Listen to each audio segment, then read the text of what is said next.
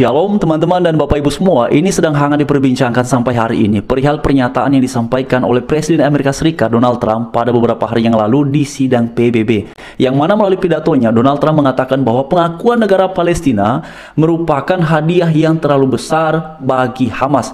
Dan juga perlu untuk diketahui di sidang yang sama, di podium yang sama, Bapak Presiden Prabowo Subianto sudah menyampaikan melalui pidatonya perihal sikap politik Indonesia atas yang terjadi Israel dengan Palestina, terutama dengan Hamas di jalur Gaza, yang mana Pak Prabowo secara persuasif menurut saya menyampaikan bahwa jikalau Israel memberikan pengakuan terhadap Palestina, maka bisa kemudian Indonesia memberikan pengakuan terhadap Israel. Nah, seperti yang ada di layar, diuraikan bahwa Presiden Amerika Serikat dalam pidatonya itu menentang pengakuan negara Palestina di PBB dengan menyebutnya ini merupakan hadiah yang terlalu besar bagi Hamas. Lebih lanjut lagi dikatakan, Presiden Amerika Serikat Donald Trump secara tegas menolak peningkatan pengakuan terhadap negara Palestina melalui solusi dua negara. Nah, di sidang itu banyak kepala negara yang kemudian berpidato, dan salah satu diantaranya yang dalam pidatonya itu nampaknya juga ikut mengusulkan perihal solusi dua negara sebagai solusi atas konflik yang terjadi Israel dengan Palestina ataupun dengan Hamas yang masih berlangsung sampai hari ini. Lalu kemudian dikatakan lagi bahwa Trump mengklaim bahwa pengakuan tersebut akan menjadi hadiah yang terlalu besar bagi kelompok Hamas.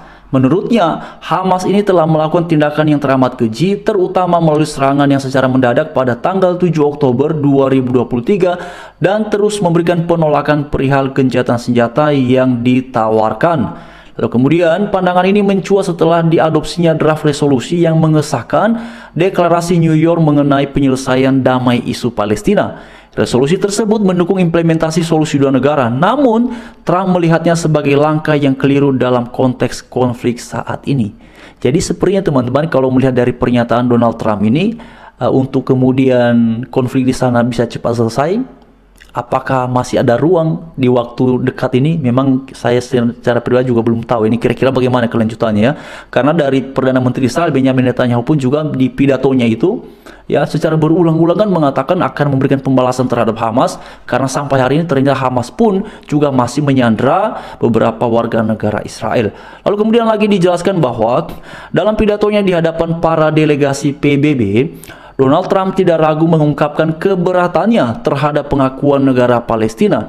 Ia secara spesifik bahkan mengaitkan penolakannya dengan tindakan Hamas yang dianggap keji dan menolak upaya perdamaian. Karena itu dalam pidatonya, Donald Trump mengatakan bahwa itu akan menjadi hadiah yang terlalu besar bagi Hamas atas kekejaman mereka. Ini akan menjadi hadiah atas tindakan keji mereka, termasuk pada tanggal 7 Oktober 2023 itu. Bahkan ketika mereka masih menolak untuk membahas perihal pembebasan para sandera atau menerima gencatan senjata, disampaikan oleh Donald Trump dalam pidatonya itu. Kemudian pernyataan ini menyoroti pandangan Trump bahwa pengakuan negara Palestina saat ini akan memberikan legitimasi yang tidak pantas kepada Hamas. Ia berpendapat bahwa kelompok tersebut belum menunjukkan itikat baik untuk mencapai perdamaian. Fokus Trump dalam pidatonya itu bahwa perilaku Hamas yang dinilai menghambat proses perdamaian. Ia menekankan bahwa tindakan kekerasan dan penolakan gencatan senjata oleh Hamas ini menjadi alasan yang kuat untuk tidak memberikan pengakuan yang lebih besar kepada Palestina dalam kerangka solusi dua negara. Bagaimana tanggapan teman-teman ya? Kalau kemudian pidatonya seperti ini, apakah perdamaian di sana bisa cepat tercapai, terwujud di waktu yang dekat, ataukah bagaimana? Karena teman-teman, juga di podium yang sama itu kan Netanyahu sudah berpidato ya sebagai Perdana Menteri Israel bahwa mereka tidak akan berhenti untuk membalaskan perbuatan Hamas pada tanggal 7 Oktober itu. Apalagi ternyata dalam pidatonya juga Benjamin Netanyahu mengatakan bahwa sampai hari ini masih ada warga Israel yang menjadi sandera oleh pihak Hamas dan belum dibebaskan.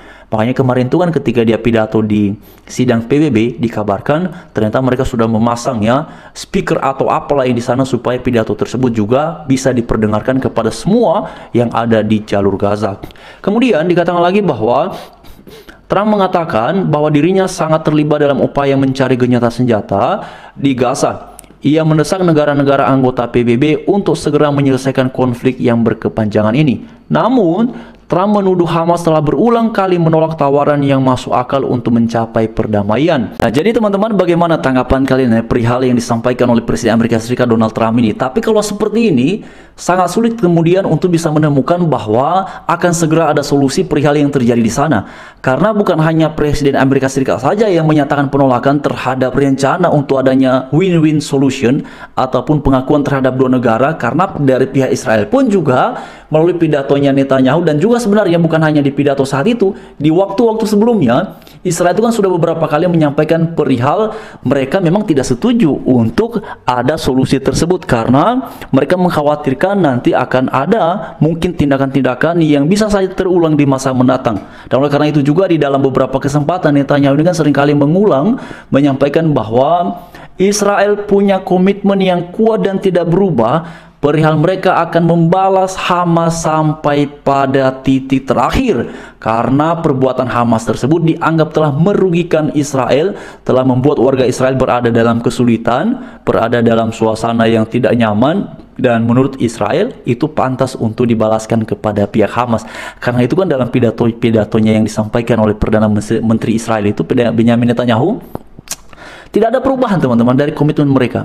Tapi memang perlu juga untuk diingat kawan-kawan, ketika Pak Prabowo beberapa hari yang lalu menyampaikan pidato tersebut ya, bagi sebagian kalangan bahwa itu pidato yang bijaksana sebagai kontribusi ya untuk ada solusi di sana. Karena kan kita teman-teman juga tidak ada hubungan diplomasi ya dengan Israel. Jadi memang agak cukup apa ya, bagaimana menyebutnya kawan-kawan, karena kan tidak dapat dipungkiri bahwa di masyarakat kita ini itu kan banyak banget ya, bahkan hampir tiap hari itu kalau saya lihat ya, menghujat Israel, bahkan mendoakan Israel untuk bisa di bumi hanguskan dari muka bumi dan segala macamnya. Ya memang pada dasarnya siapapun tidak bisa yang membatasi orang lain untuk menyampaikan apa yang diinginkan ataupun dikehendakinya. Tapi mengingat pidato dari Pak Prabowo ini kemudian bagi saya secara pribadi jauh lebih masuk akal.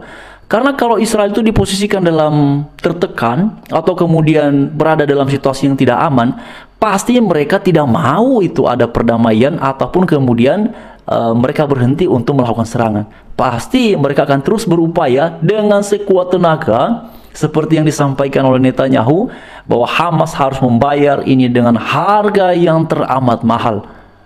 Nah, jadi bahkan dalam pidatonya yang lalu itu kan Netanyahu mengatakan, heran sekali para pemimpin dunia hari-hari ini banyak sekali yang menganggap bahwa Israel yang penyebab situasi ini.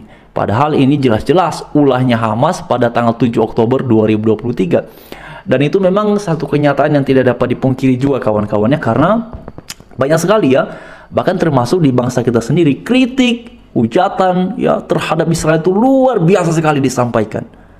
Luar biasa. Tapi yang kemudian menjadi heran adalah ketika pihak luar melakukan serangan kepada Israel, alasannya, wah berarti itu mereka berjuang dan Israel pantas mendapatkan itu. Tapi ketika Israel melakukan serangan balasan, Israel dianggap sebagai penjajah dan segala macamnya. Dan kritik-kritik ini kemudian dibangun di atas dasar keyakinan katanya bahwa ini demi kemanusiaan. Ya memang mengherankan juga. Kalau dalilnya itu adalah berdasar pada ini demi kemanusiaan, harusnya kan ini berlaku bagi siapa saja, berlaku bagi kedua belah pihak yang menjadi korban atas situasi ini. Tapi ternyata memang kritik-kritik itu justru hanya diarahkan kepada salah satu pihak saja, yaitu kepada Israel.